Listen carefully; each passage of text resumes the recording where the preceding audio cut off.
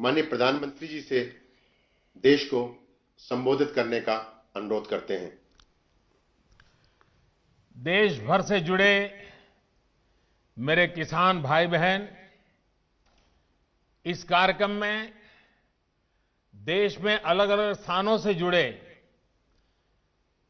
केंद्र सरकार के मंत्रीगण, राज्य सरकारों के मंत्रीगण, आदरणीय सभी मुख्यमंत्रीगण, पंचायत से लेकर के पार्लियामेंट तक चुने हुए सारे जनप्रतिनिधि और सब गांवों में जाकर के किसानों के बीच में बैठे हैं। मैं आप सबको और मेरे किसान भाइयों बहनों को मेरी तरफ से नमस्कार। किसानों के जीवन में खुशी, ये हम सभी की खुशी बढ़ा देती है। और आज का दिवस तो बहुत ही पावन दिवस भी है। किसानों को आज जो सम्मान निधि मिली है, उसके साथ ही आज का दिन कई अवसरों का संगम बनकर भी आया है।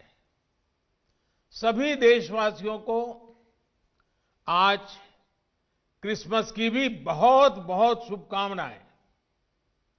मेरी कामना है क्रिसमस का ये त्योहार विश्व में प्रेम, शांति और सद्भाव का प्रसार करे। साथियों, आज मोक्षदा एकादशी है, गीता जयंती है। आज ही भारत रत्न महामना मदन मोहन मालवीय जी की भी जयंती है। देश के महान कर्मयोगी, हमारे प्रेरणा पुरुष स्वर्गीय अटल बिहारी वाजपेयी जी की भी आज जन्म जयंती है। उनकी स्मृति में आज देश गुड गवर्नेंस डे भी मना रहा है। साथियों, अटल जी ने गीता के संदेशों के अनुरूप जीवन जीने का लगातार प्रयास किया। गीता में कहा गया है, स्वे स्वे कर्मणि अभिरतः संसिद्धिम लभते नरः, यानी जो अपने स्वाभाविक कर्मों को तत्परता से करता है, उसे सिद्धि मिलती है। अटल जी ने भी अपना पूरा जीवन राष्ट्र के प्रति अपने कर्म को पूरी निष्ठा से निभाने में समर्पित कर दिया। सुशासन को, गुड गवर्नेंस को अटल जी ने भारत के राजनीति और सामाजिक विमर्श का हिस्सा बनाया। गांव और गरीब के विकास को अटल जी ने सर्वोच्च प्राथमिकता दी। प्रधानमंत्री ग्राम सड़क योजना हो या फिर स्वर्णिम चतुर्भुज योजना हो, अंत्योदय अन्न योजना हो या फिर सर्व शिक्षा अभियान हो, राष्ट्र जीवन में सार्थक बदलाव लाने वाले अनेक कदम अटल जी ने उठाए। आज पूरा देश उनको स्मरण कर रहा है, अटल जी को नमन कर रहा है। आज जिन कृषि सुधारों को देश ने जमीन पर उतारा है, उनके सूत्रधार भी एक प्रकार से अटल बिहारी वाजपेयी भी थे। साथियों, अटल जी गरीबों के हित में, किसान के हित में बनने वाली सभी योजनाओं में होने वाले भ्रष्टाचार को राष्ट्रीय रोग मानते थे। आप सबको याद होगा, उन्होंने एक बार पहले की सरकारों पर कटाक्ष करते हुए एक पूर्व प्रधानमंत्री की बात याद दिलाई थी और उनको याद दिलाते उन्होंने कहा था कि रुपया चलता है तो रुपया घिसता है, रुपया घिसता है तो हाथ में लगता है और धीरे से जेबों में चला जाता है। मुझे संतोष है कि आज न रुपया घिसता है और न ही किसी गलत हाथ में लगता है। दिल्ली से जिस गरीब के लिए रुपया निकलता है वो उसके बैंक खाते में सीधा पहुंचता है। अभी हमारे कृषि मंत्री नरेंद्र सिंह जी तोमर ने इसके विषय में विस्तार से हमारे सामने रखा है। पीएम किसान सम्मान निधि इसका ही एक उत्तम उदाहरण है। आज देश के 9 करोड़ से ज्यादा किसान परिवारों के बैंक खाते में सीधे एक कंप्यूटर की क्लिक से 18,000 करोड़ रुपए से भी ज्यादा रकम उनके किसानों के बैंक के खाते में जमा हो गए हैं। जब से ये योजना शुरू हुई है तब से 1,10,000 करोड़ रुपए से ज्यादा 1,10,000 करोड़ रुपए से ज्यादा किसानों के खाते में पहुंच चुके हैं। और यही तो गुड गवर्नेंस है। यही तो गुड गवर्नेंस टेक्नोलॉजी के द्वारा उपयोग किया गया है। 18,000 करोड़ से ज्यादा रुपए पल भर में, कुछ ही पल में सीधे किसानों के बैंक खातों में जमा हो गए हैं। कोई कमीशन नहीं, कोई कट नहीं, कोई हेरा फेरी नहीं। टेक्नोलॉजी का इस्तेमाल करते हुए पीएम किसान सम्मान योजना में ये सुनिश्चित किया गया है कि लीकेज न हो। राज्य सरकारों के माध्यम से किसानों का ऑनलाइन रजिस्ट्रेशन होने के बाद उनके आधार नंबर और बैंक खातों का वेरिफिकेशन होने के बाद इस व्यवस्था का निर्माण हुआ है। लेकिन मुझे आज इस बात का अफसोस भी है कि पूरे हिंदुस्तान के किसानों को इस योजना का लाभ मिल रहा है। सभी विचारधारा की सरकारें इससे जुड़ी हैं, लेकिन एकमात्र पश्चिम बंगाल सरकार, वहां के 70 लाख से अधिक किसान, मेरे किसान भाई बहन बंगाल के, इस योजना के वो लाभ नहीं ले पा रहे हैं। उनको ये पैसे नहीं मिल पा रहे हैं क्योंकि बंगाल की सरकार अपने राजनीतिक कारणों से उनके राज्य के किसानों को भारत सरकार से पैसा जाने वाला है। राज्य सरकार को 1 कौड़ी का खर्चा नहीं है, फिर भी वो पैसे उनको नहीं मिल रहे हैं। कई किसानों ने भारत सरकार को सीधी चिट्ठी लिखी हुई है, उसको भी वो मान्यता नहीं देते हैं। यानी आप कल्पना कर सकते हैं कितने लाखों किसानों ने लाभ लेने के लिए, योजना के लिए अर्जी की, ऑनलाइन आवेदन कर चुके हैं, लेकिन वहां की राज्य सरकार उसको भी अटका करके बैठ गई है। भाइयों बहनों, मैं हैरान हूं और ये बात मैं आज देशवासियों के सामने बड़े दर्द के साथ, बड़े पीड़ा के साथ कहना चाहता हूं। जो लोग 30-30 साल तक बंगाल में राज करते थे, एक ऐसी राजनीतिक विचारधारा को लेकर के बंगाल को कहां से कहां ला करके उन्होंने हालत करके रखी है, सारा देश जानता है। और ममता जी के 15 साल पुराने भाषण सुनोगे तो पता चलेगा कि इस राजनीतिक विचारधारा ने बंगाल को कितना बर्बाद कर दिया था। अब ये कैसे लोग हैं? बंगाल में उनकी पार्टी है, उनका संगठन है, 30 साल सरकार चलाई है, कितने लोग होंगे उनके पास? एक बार भी इन लोगों ने किसानों को ये 2,000 रुपया मिलने वाला कार्यक्रम है, बंगाल के अंदर कोई आंदोलन नहीं चलाया। अगर आल के दिल में किसानों के लिए इतना प्यार था, बंगाल में आपकी धरती है, तो आपने बंगाल में किसानों को न्याय दिलाने के लिए प्रधानमंत्री किसान सम्मान योजना के पैसे किसानों को मिले, इसके लिए क्यों आंदोलन नहीं किए? क्यों आपने कभी आवाज नहीं उठाई? और आप वहां से उठ करके पंजाब पहुंच गए। तब सवाल उठता है। और पश्चिम बंगाल की सरकार भी देखिए, अपने राज्य में इतना बड़ा किसानों को लाभ, 70 लाख किसानों को इतना धन मिले, हजारों करोड़ रुपया मिले, वो देने में उनको राजनीति आड़े आती है। लेकिन वही पंजाब जाकर के जो लोग के साथ वो बंगाल में लड़ाई लड़ते हैं, यहां आकर के उनसे गुपचुप करते हैं। क्या देश की जनता इस खेल को नहीं जानती है? क्या देश की जनता को इस खेल का पता नहीं है? जो आज विपक्ष में हैं, उनकी इस पर जुबान क्यों बंद हो गई है? क्यों चुप है? साथियों, आज जिन राजनीतिक दलों के लोग अपने आप को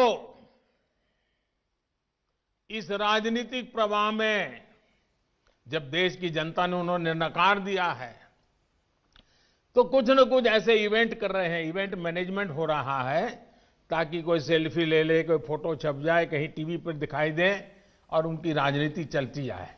अब देश ने उन लोगों को भी देख लिया है। ये देश के सामने एक्सपोज हो गए हैं। स्वार्थ की राजनीति का एक भद्दा उदाहरण हम बहुत बारीकी से देख रहे हैं। जो दल पश्चिम बंगाल में किसानों के हित पर कुछ नहीं बोलते, वो यहां दिल्ली के नागरिकों को परेशान करने पर लगे हुए हैं, देश की अर्थनीति को बर्बाद करने पर लगे हुए हैं, और वो भी किसान के नाम पर। इन दलों को आपने सुना होगा, मंडिया बोल रहे हैं, एपीएमसी की बात कर रहे हैं और बड़े बड़े हेडलाइन लेने के लिए भाषण कर रहे हैं। लेकिन ये दल, वही झंडे वाले, वही विचारधारा वाले जिन्होंने बंगाल को बर्बाद किया। केरल के अंदर उनकी सरकार है। इसके पहले जो 50 साल 60 साल तक देश पर राज करते थे, उनकी सरकार थी। केरल में एपीएमसी नहीं है, मंडियां नहीं है। मैं जरा इनको पूछता हूं, यहां फोटो निकालने के कार्यक्रम करते हैं, अरे केरल में आंदोलन करके वहां तो एपीएमसी चालू करवाओ। पंजाब के किसानों को गुमराह करने के लिए आपके पास समय है। केरल के अंदर यह व्यवस्था नहीं है। अगर ये व्यवस्था अच्छी है तो केरल में क्यों नहीं है? क्यों आप दोगली नीति लेकर के चल रहे हो? ये किस तरह की राजनीति कर रहे हैं जिसमें कोई तर्क नहीं, कोई तथ्य नहीं है? सिर्फ झूठे आरोप लगाओ, सिर्फ अफवाहें फैलाओ, हमारे किसानों को डरा दो, और भले भोले किसान कभी कभी आपकी बातों में गुमराह हो जाते हैं। भाइयों बहनों, ये लोग लोकतंत्र के किसी पैमाने को, किसी पैरामीटर को मानने को तैयार नहीं है। इन्हें सिर्फ अपना लाभ, अपना स्वार्थ नजर आ रहा है। और मैं जितनी बातें बता रहा हूं किसानों के लिए नहीं बोल रहा हूं।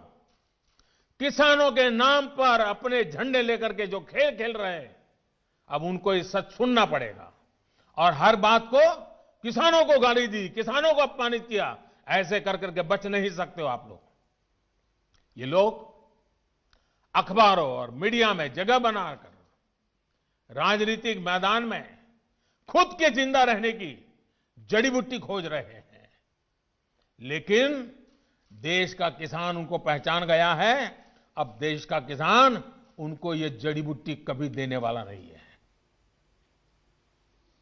कोई भी राजनीति, लोकतंत्र में राजनीति करने का उनको हक है, हमें इसका विरोध नहीं है। लेकिन निर्दोष किसानों की जिंदगी के साथ न खेलें, उनके भविष्य के साथ खिलवाड़ न करें, उन्हें गुमराह न करें, भ्रमित न करें। साथियों, ये वही लोग हैं जो बरसों तक सत्ता में रहे, इनकी नीतियों की वजह से देश की कृषि और किसान का उतना विकास नहीं हो पाया जितना उसमें सामर्थ्य था। पहले की सरकारों की नीतियों की वजह से सबसे ज्यादा बर्बाद वो किसान हुआ जिसके पास न तो ज्यादा जमीन थी न ज्यादा संसाधन। इस छोटे किसान को बैंकों से पैसा नहीं मिलता था क्योंकि उसके पास तो बैंक खाता तक नहीं था। पहले के समय में जो फसल बीमा योजना थी उसका लाभ भी इन छोटे किसानों के लिए तो कहीं नामो निशान नहीं था। कोई इक्का दुक्का कहीं मिल जाए तो अलग बात है। इस छोटे किसान को खेत सिंचने के लिए न पानी मिलता था न बिजली मिलती थी। वो हमारा बेचारा गरीब किसान अपना खून पसीना लगाकर वो खेतों में जो पैदा भी करता था उसे बेचने में भी उसकी हालत खराब हो जाती थी। इस छोटे किसान की सुध लेने वाला कोई नहीं था। और आज मैं देशवासियों को फिर याद दिलाना चाहता हूं, देश में इन किसानों की संख्या छोटी नहीं है। जिनके साथ यह अन्याय किया गया है ना, ये संख्या 80% से ज्यादा किसान इस देश में हैं, करीब करीब 10 करोड़ से भी ज्यादा, जो इतने वर्षों तक सत्ता में रहे। उन्होंने इन किसानों को अपने हाल पर छोड़ दिया था। चुनाव होते रहे, सरकारें बनती रही, रिपोर्ट आती रही, आयोग बनते रहे, वादे करो भुला दो, करो भुला दो, यही सब हुआ। लेकिन किसान की स्थिति नहीं बदली। नतीजा क्या हुआ? गरीब किसान और गरीब होता गया। क्या देश में इस स्थिति को बदलना आवश्यक नहीं था? मेरे किसान भाइयों और बहनों, 2014 में सरकार बनने के बाद हमारी सरकार ने नई अप्रोच के साथ काम करना शुरू किया। हमने देश के किसान की छोटी छोटी दिक्कतों और कृषि के आधुनिकीकरण, उसे भविष्य की जरूरतों के लिए तैयार करने, दोनों पर एक साथ ध्यान दिया। हम बहुत सुनते थे कि उस देश में खेती इतनी आधुनिक है, वहां का किसान इतना समृद्ध है। कभी इजराइल का उदाहरण सुनते रहते थे। हमने दुनिया भर में कृषि क्षेत्र में क्या क्रांति आई है, क्या बदलाव आए हैं, क्या नए इनिशिएटिव आए हैं, क्या अर्थव्यवस्था के साथ कैसे जोड़ा है, सारी चीजों का गहन अध्ययन किया। इसके बाद हमने अपने अलग अलग लक्ष्य बनाए और सभी पर एक साथ काम शुरू किया। हमने लक्ष्य बनाकर काम किया कि देश के किसानों का खेती पर होने वाला खर्च, इनपुट कॉस्ट, ये कम हो, उसका खर्चा कम हो। सॉइल हेल्थ कार्ड, यूरिया की नीम कोटिंग, लाखों की संख्या में सोलर पंप, ये सारी योजनाएं उनका इनपुट कॉस्ट कम करने के लिए एक के बाद एक उठाई। हमारी सरकार ने प्रयास किया कि किसान के पास एक बेहतर फसल बीमा कवच हो।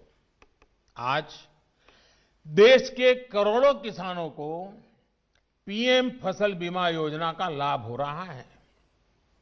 और मेरे प्यारे किसान भाइयों बहनों, अभी जब मैं किसान भाइयों से बात कर रहा था तो मुझे हमारे महाराष्ट्र लातूर के गणेश जी ने बताया कि 2,500 रुपया उन्होंने दिया और 54,000 रुपया करीब करीब मिला। मामूली प्रीमियम के बदले किसानों को पिछले साल में 87,000 करोड़ रुपए क्लेम राशि मिली है। 87 यानी करीब करीब 90,000 करोड़ मामूली प्रीमियम दिया किसानों ने। मुसीबत के समय ये फसल बीमा उनको काम आया। हमने इस लक्ष्य पर भी काम किया कि देश के किसान पास खेत में सिंचाई की पर्याप्त सुविधा हो। हम दशकों पुरानी सिंचाई योजनाओं पूरा कराने के साथ ही देश भर में पर ड्रॉप मोर क्रॉप के मंत्र के साथ माइक्रो इरिगेशन को भी बढ़ावा दे रहे हैं।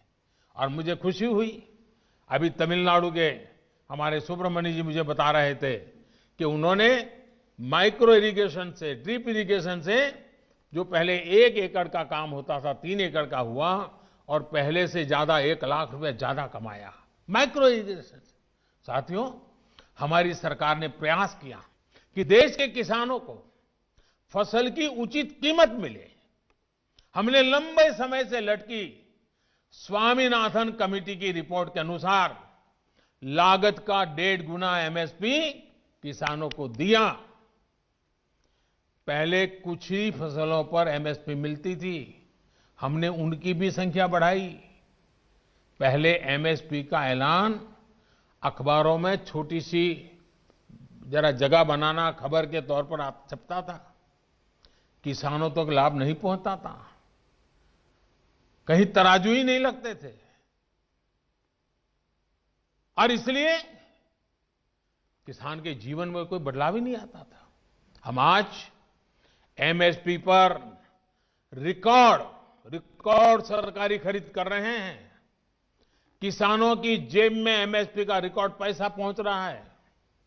जो आज किसानों के नाम पर आंदोलन कर रहे हैं, वो जब उनका समय था तब चुप मार करके बैठे हुए थे। ये जितने लोग आंदोलन चला रहे हैं ना, ये उस सरकार के हिस्सेदार थे, समर्थन करते थे। और यही लोग स्वामीनाथन कमेटी की रिपोर्ट के ऊपर बैठ गए थे, सालों तक बैठ गए थे।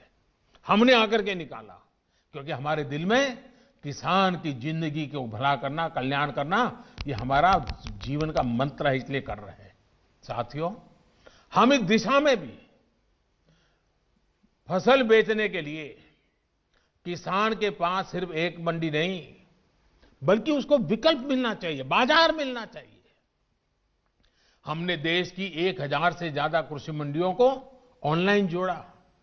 इनमें भी 1 लाख करोड़ रुपए से ज्यादा का कारोबार किसानों ने कर दिया है। किसान ऑनलाइन बेचना शुरू किया है। साथियों, हमने एक और लक्ष्य बनाया कि छोटे किसानों के समूह बने, ताकि वो अपने क्षेत्र में एक सामूहिक ताकत बनकर काम करे। आज देश में 10,000 से ज्यादा किसान उत्पादक संघ, एफपीओ बनाने का अभियान चल रहा है। उन्हें आर्थिक मदद दी जा रही है। अभी हम महाराजगंज के राम गुलाब जी से सुन रहे थे, 300 के करीब किसानों को इकट्ठा किया है उन्होंने, और पहले की तुलना में 1.5 गुना भाव से माल बेचना शुरू हुआ है। एफपीओ बनाया उन्होंने, वैज्ञानिक तरीके से खेती में मदद ली, और आज उनको फायदा हो रहा है। साथियों, हमारे कृषि क्षेत्र की सबसे बड़ी आवश्यकता है गांव के पास ही भंडारण, कोल्ड स्टोरेज। इसकी आधुनिक सुविधा कम कीमत पर हमारे किसानों को उपलब्ध हो। हमारी सरकार ने इसे भी प्राथमिकता दी। आज देश भर में कोल्ड स्टोरेज का नेटवर्क विकसित करने के लिए सरकार करोड़ों रुपए का निवेश कर रही है। हमारी नीतियों में इस पर भी बल दिया गया है कि खेती के साथ ही किसान के पास आय बढ़ाने के दूसरे विकल्प भी हो। हमारी सरकार मछली पालन, पशुपालन, डेयरी उद्योग, मधुमक्खी पालन सभी को प्रोत्साहित कर रही है। हमारी सरकार ने यह भी सुनिश्चित किया कि देश के बैंकों का पैसा देश के किसानों के काम आए। 2014 में जब हम पहली बार सरकार में आए और शुरुआत थी हमारी, 2014 में जहां 7 लाख करोड़ रुपए का प्रावधान एक किसानों के लिए किया गया था धन के लिए, वही इसे अब करीब 14 लाख करोड़ रुपए यानी 2 गुना किया गया है, ताकि किसान को कर्ज मिल सके। बीते कुछ महीनों से करीब 2.5 करोड़ छोटे किसानों को किसान क्रेडिट कार्ड से जोड़ा गया है और अभियान तेजी से चल रहा है। हम मछली पालक हो, पशुपालक हो, उनको भी किसान क्रेडिट कार्ड दे रहे हैं। ये लाभ उनको भी अब दिया जा रहा है। साथियों, हमने इस लक्ष्य पर भी काम किया। खेती की दुनिया में क्या चल रहा है, इसके लिए देश में आधुनिक कृषि संस्थान हो। बीते वर्षों में देश में अनेक नए कृषि संस्थान बने हैं। कृषि की पढ़ाई की सीटें बढ़ रही हैं। और साथियों, खेती से जुड़े इन सारे प्रयासों के साथ ही हमने एक और बड़े लक्ष्य पर काम किया। ये लक्ष्य है गांव में रहने वाले किसान का जीवन आसान हो। साथियों, आज जो किसानों के लिए इतने आंसू बहा रहे हैं, इतने बड़े बड़े बयान दे रहे हैं, बड़ा दुख दिखा रहे हैं, जब ये लोग सरकार में थे तब इन्होंने किसानों का दुख, उनकी तकलीफ दूर करने के लिए क्या किया, ये देश का किसान अच्छी तरह जानता है। आज सिर्फ खेती ही नहीं, बल्कि उसके जीवन को आसान बनाने के लिए हमारी सरकार उसके दरवाजे तक पहुंची है, खेत के मेड़ तक पहुंची है। आज देश के छोटे और सीमांत किसान को अपना पक्का घर मिल रहा है, शौचालय मिल रहा है, साफ पानी का नल मिल रहा है।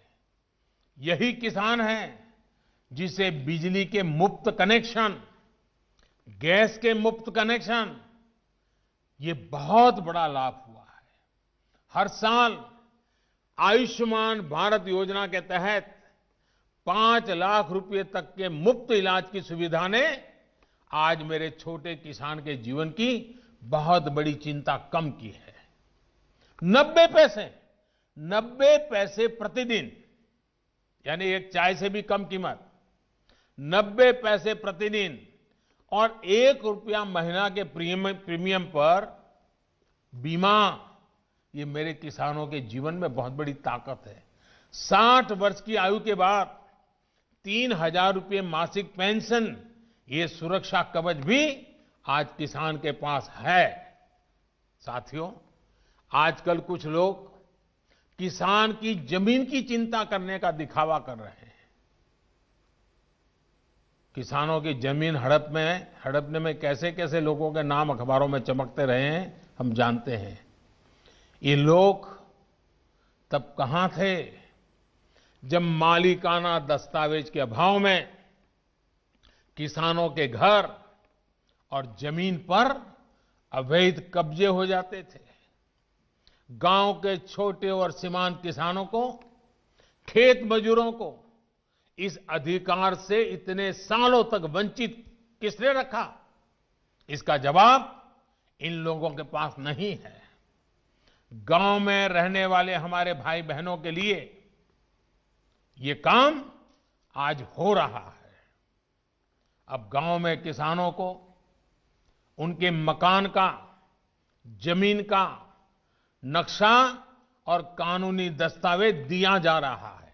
टेक्नोलॉजी की मदद से स्वामित्व योजना के बाद अब गांव के किसान को भी जमीन और घर के नाम पर बैंक से कर्ज मिलना आसान हुआ है। साथियों, बदलते समय के साथ अपनी अप्रोच का विस्तार करना भी उतना ही जरूरी है। हमें 21वीं सदी में भारत की इस कृषि को आधुनिक बनाना ही होगा और इसी का बीड़ा देश के करोड़ों किसानों ने भी उठाया है और सरकार भी उनके साथ कंधे से कंधा मिला करके आगे बढ़ने के लिए कृत संकल्प है। आज हर किसान को यह पता है कि उसकी उपज का सबसे अच्छा दाम कहां मिल सकता है। पहले क्या होता था कि अगर मंडी में बेहतर दाम नहीं मिलते थे या फिर उसकी उपज को दोयम दर्जी का बताकर खरीदने से इनकार कर दिया जाता था, तो किसान मजबूरी में औने पौने दामों पर अपनी उपज बेचने को मजबूर रहता था। इन कृषि सुधारों के जरिए हमने किसानों को बेहतर विकल्प दिए हैं। इन कानूनों के बाद आप जहां चाहे, जिसे चाहे अपनी उपज बेच सकते हैं, मेरे किसान भाइयों बहनों, मेरे इन शब्दों को आप ध्यान से सुनिए। मैं फिर से कह रहा हूं कि आप अपनी फसल को जहां चाहे आप निर्णय करके बेच सकते हैं। आपको जहां सही दाम मिले आप वहां पर उपज बेच सकते हैं। आप न्यूनतम समर्थन मूल्य यानी एमएसपी पर अपनी उपज बेचना चाहते हैं, आप उसे बेच सकते हैं। आप मंडी में अपनी उपज बेचना चाहते हैं, आप बेच सकते हैं। आप अपनी उपज का निर्यात करना चाहते हैं, आप निर्यात कर सकते हैं। आप उसे व्यापारी को बेचना चाहते हैं, आप बेच सकते हैं। आप अपनी उपज दूसरे राज्य में बेचना चाहते हैं, आप बेच सकते हैं। आप पूरे गांव के किसानों को एफपीओ के माध्यम से इकट्ठा कर अपनी पूरी उपज को एक साथ बेचना चाहते हैं, आप बेच सकते हैं। आप बिस्किट, चिप्स, जैम, दूसरे कंज्यूमर उत्पादों की वैल्यू चेन का हिस्सा बनना चाहते हो, आप ये भी कर सकते हैं। देश के किसान को इतने अधिकार मिल रहे हैं तो इसमें गलत क्या है? इसमें गलत क्या है कि अगर किसानों को अपनी उपज बेचने का विकल्प ऑनलाइन माध्यम से पूरे साल और कहीं भी मिल रहा है। साथियों, आज नए कृषि सुधारों के बारे में असंख्य झूठ फैलाए जा रहे हैं। कुछ लोग किसानों के बीच भ्रम फैला रहे हैं कि एमएसपी समाप्त की जा रही है, तो कुछ लोग अफवाहें फैला रहे हैं कि मंडियों को बंद कर दिया जाएगा। मैं आपको फिर ध्यान दिलाना चाहता हूं कि इन कानूनों को लागू हुए कई महीने बीत गए हैं।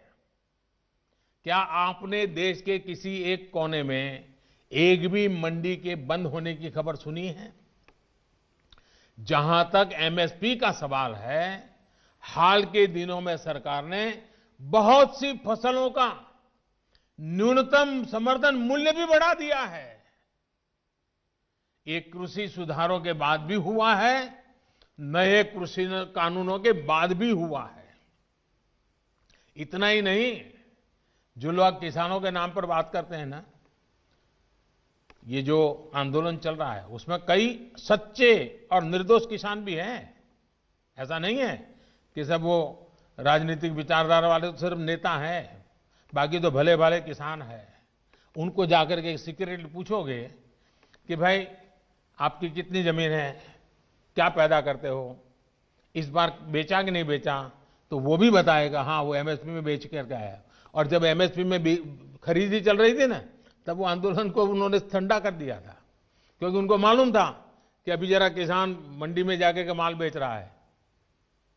वो सब बिक्री हो गई, काम हो गया, फिर उन्होंने आंदोलन शुरू किया।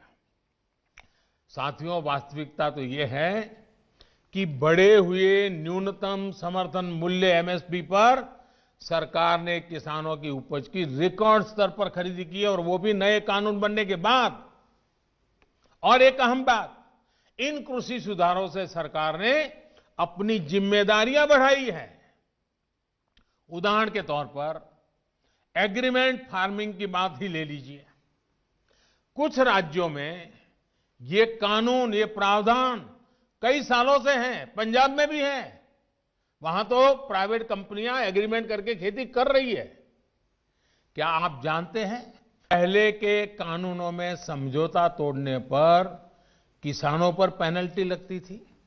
मेरे किसान भाइयों को भी ये किसी ने समझाया नहीं होगा, लेकिन हमारी सरकार ने ये सुधार किया और ये सुनिश्चित किया कि मेरे किसान भाइयों पर पेनल्टी या किसी तरह का जुर्माना नहीं लगेगा। साथियों, आप ये भली भांति जानते हैं कि पहले अगर किसी कारणवश किसान मंडी नहीं भी जा पाता था तो वो क्या करता था?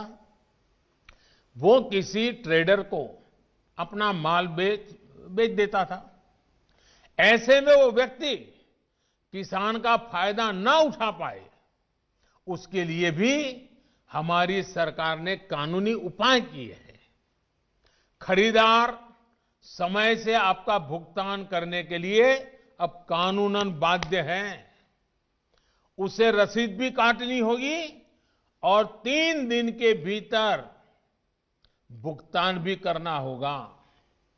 नहीं तो ये कानून किसान को शक्ति देता है, ताकत देता है, वो अधिकारियों के पास जाकर कानूनी तंत्र का सहारा लेकर अपना पैसा प्राप्त कर सके। ये सारी चीजें हो चुकी हैं, हो रही है। खबरें आ रही हैं कि कैसे एक एक करके हमारे देश के किसान भाई इन कानूनों का फायदा उठा रहे हैं। सरकार किसान के साथ हर कदम पर खड़ी है। किसान चाहे जिसे अपनी उपज बेचना चाहे, सरकार ने ऐसी व्यवस्था की है कि एक मजबूत कानून और लीगल सिस्टम किसानों के पक्ष में खड़ा रहे। साथियों, कृषि सुधारों का एक और अहम पक्ष भी ये है के लिए समझना जरूरी है। अब जब कोई किसान के साथ एग्रीमेंट करेगा तो वो ये भी चाहेगा कि उपज अच्छी से अच्छी हो। इसके लिए एग्रीमेंट करने वाला किसानों को अच्छे बीज, आधुनिक तकनीक, अत्याधुनिक उपकरण, विशेषज्ञता ये हासिल करने में मदद करेगा ही करेगा, क्योंकि उसको तो उसे रोजी रोटी उसमें है। अच्छी उपज के लिए सुविधाएं किसानों के दरवाजे पर उपलब्ध करवाएगा। एग्रीमेंट करने वाला व्यक्ति बाजार की ट्रेंड से पूरी तरह वाकिफ रहेगा और इसी के अनुरूप हमारे किसानों को बाजार की मांग के हिसाब से काम करने में मदद करेगा। अब आपको मैं एक और स्थिति बताता हूं। अगर किसी वजह से, किसी परेशानी की वजह से किसान की उपज अच्छी नहीं होती या फिर बर्बाद हो जाती है, तो भी ये याद रखिए, तो भी जिसने एग्रीमेंट किया है उसको, किसान को उपज का जो दाम निर्धारित हुआ था वो उसको देना ही पड़ेगा। एग्रीमेंट करने वाला अपने एग्रीमेंट को अपनी मर्जी से खत्म नहीं कर सकता है।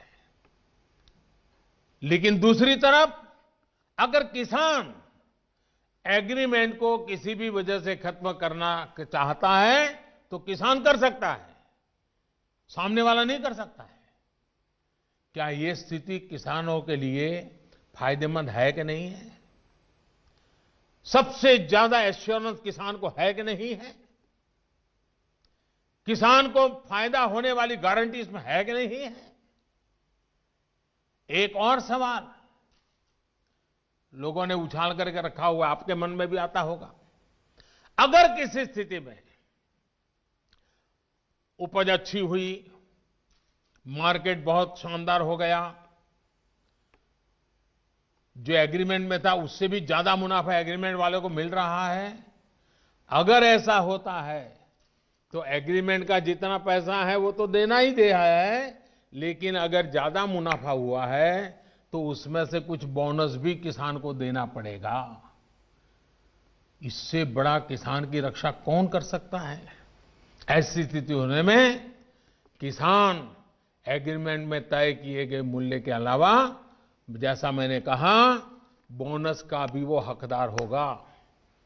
पहले क्या होता था, याद है ना? सारा रिस्क किसान का होता था और रिटर्न किसी और का होता था।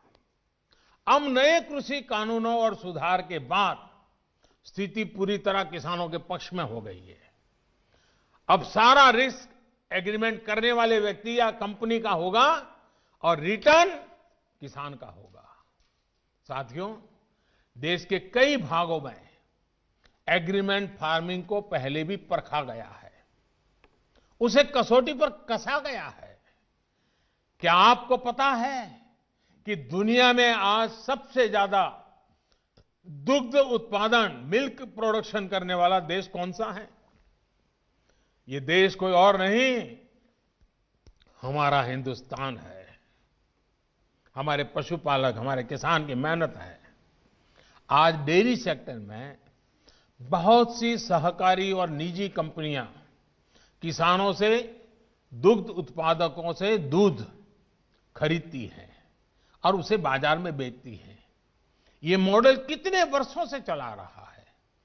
क्या आपने कभी सुना कि किसी एक कंपनी या सहकारी संस्था ने बाजार पर अपना कब्जा जमा लिया, अपना एकाधिकार कर लिया? क्या आप उन किसानों और उन दुग्ध उत्पादकों की सफलता से परिचित नहीं हैं, जिन्हें डेयरी सेक्टर के इस काम से लाभ हुआ है? एक और सेक्टर है, यहां पर हमारा देश बहुत आगे है, वो है पोल्ट्री यानी मुर्गी पालन।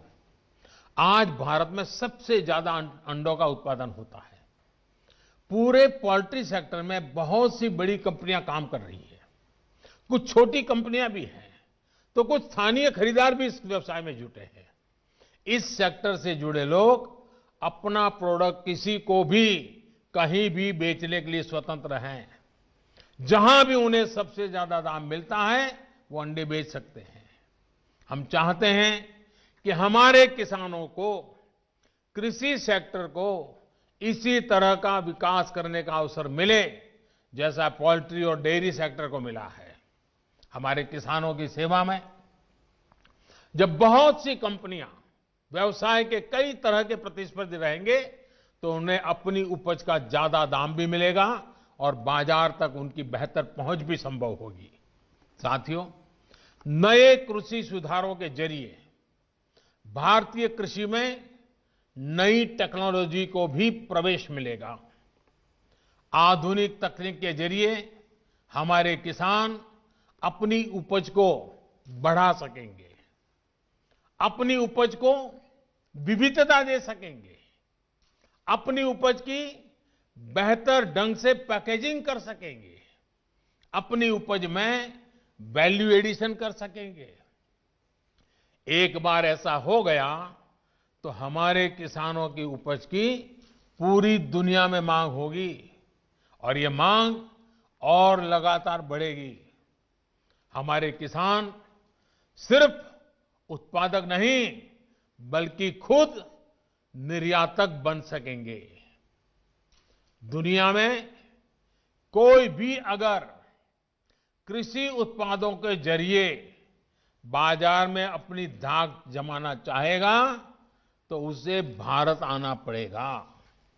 अगर दुनिया में कहीं भी क्वालिटी और क्वांटिटी दोनों की जरूरत होगी तो उन्होंने भारत के किसानों के साथ साझेदारी करनी पड़ेगी। जब हमने दूसरे सेक्टर में इन्वेस्टमेंट और इनोवेशन बढ़ाया तो हमने आय बढ़ाने के साथ ही उस सेक्टर में ब्रांड इंडिया को भी स्थापित किया। अब समय आ गया है कि ब्रांड इंडिया दुनिया के कृषि बाजारों में भी खुद को उतनी ही प्रतिष्ठा के साथ स्थापित करे।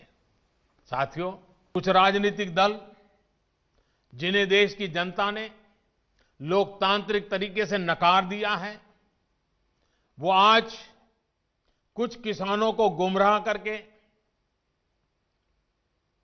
जो कुछ भी कर रहे हैं, उन सबको बार बार नम्रतापूर्वक सरकार की तरफ से अनेक प्रयासों के बावजूद भी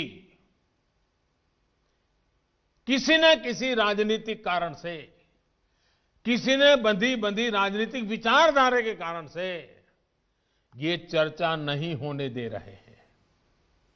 कृषि कानूनों के संदर्भ में ये जो पॉलिटिकल पार्टी की विचारधारा वाले जो कुछ लोग हैं, जो किसानों के कंधे पर बंदूकें फोड़ रहे हैं, कृषि कानूनों के संदर्भ में उनके पास ठोस तर्क न होने के कारण वो भांति भांति के मुद्दों को किसी नाम पर उछाल रहे हैं। आपने देखा होगा जब प्रारंभ हुआ था तो उनकी इतनी मांग थी कि भाई एमएसपी की गारंटी दो। उनके मन में जीन्युइन, तो क्योंकि वो किसान थे, उनको लगा कहीं ऐसा तो ना हो।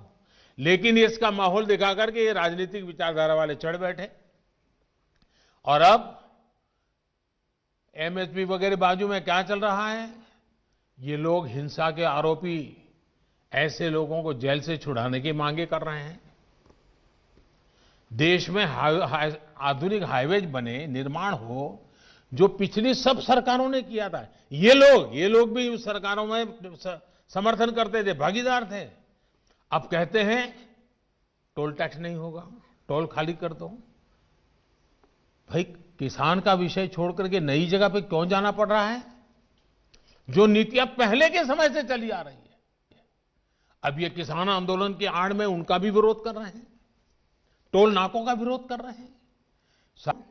ऐसी परिस्थिति में भी देश भर के किसानों ने कृषि सुधारों का भरपूर समर्थन किया, भरपूर स्वागत किया है।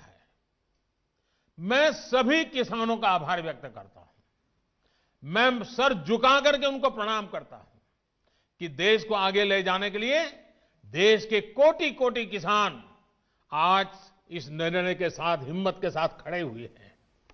और मैं मेरे किसान भाइयों बहनों को भरोसा दिलाता हूं कि आपके विश्वास पर हम कोई आंच नहीं आने देंगे। पिछले दिनों अनेक राज्य, और ये बात समझनी होगी, अनेक राज्य, चाहे असम हो या इधर राजस्थान हो, जम्मू कश्मीर हो, ऐसे कई जगह पे पंचायतों के चुनाव हुए। इनमें प्रमुखतया ग्रामीण क्षेत्र के लोगों को ही वोट देना होता है, एक प्रकार से किसान को ही वोट देना होता है। इतना गुमराह करने वाला का खेल चलता था, इतना बड़ा आंदोलन का नाम दिया जा रहा था, हो हल्ला किया जाता था, लेकिन इसी के अगल बगल में जहां जहां चुनाव हुए हैं, उन गांवों के किसानों ने ये आंदोलन चलाने वाले जो इतने लोग थे उनको नकार दिया है, पराजित कर दिया है। ये भी एक प्रकार से उन्होंने बैलेट बॉक्स के द्वारा ये नए कानूनों को खुला समर्थन किया है। साथियों, तर्क और तथ्य के आधार पर, हर कसौटी पर हमारे ये निर्णय कसे जा सकते हैं। उसमें कोई कमी है तो उसको इंगित करना चाहिए, लोकतंत्र है। हमें सब प्रकार का भगवान ने ज्ञान दिया ऐसा दावा हमारा नहीं है, लेकिन बात तो हो। इन बातों के बावजूद भी लोकतंत्र में अटूट आस्था और श्रद्धा होने के कारण, किसानों के प्रति हमारा समर्पण होने के कारण, हर समय किसानों के हर मुद्दे पर चर्चा के लिए सरकार तैयार है। समाधान के लिए हम खुला मन लेकर के चल रहे हैं। कई दल ऐसे भी हैं जो इन्हीं कृषि सुधारों के पक्ष में रहे हैं। उनके लिखित बयान भी हमने देखे हैं। वो आज अपनी कही बात से ही मुकर गए हैं, उनकी भाषा बदल गई है। वो राजनीतिक नेता जो किसानों को भ्रमित करने में जुटे हुए हैं, जिनकी लोकतंत्र में रत्ती भर भी श्रद्धा नहीं है, वो विश्वास ही नहीं करते डेमोक्रेसी में। दुनिया के कई देशों में उनका परिचय है लोगों को।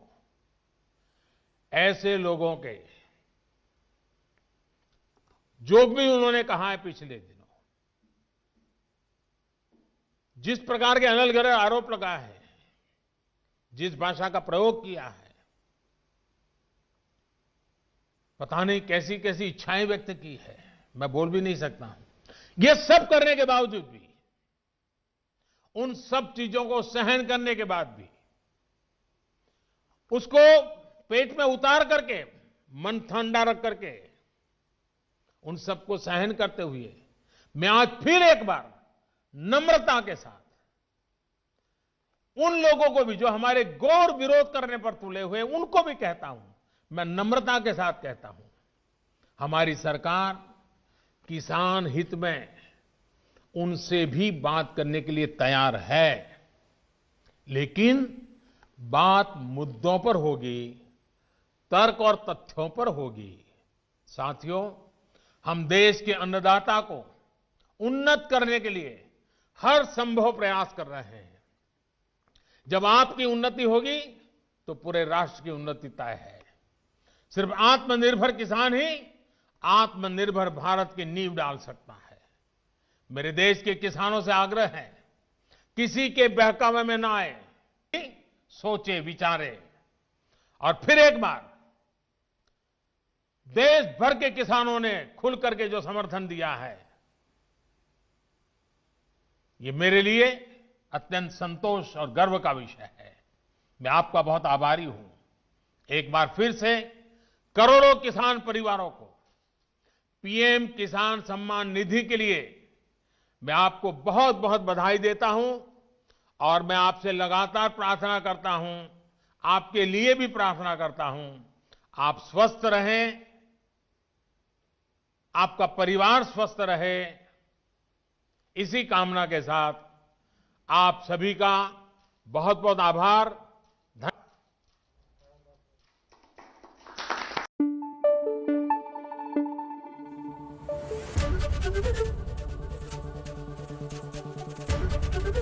एबीपी न्यूज आपको रखे आगे।